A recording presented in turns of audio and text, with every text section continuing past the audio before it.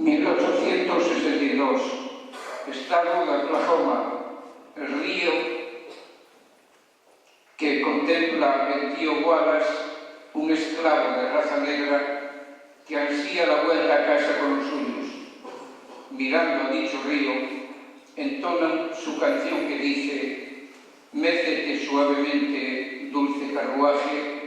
que viene para llevarme a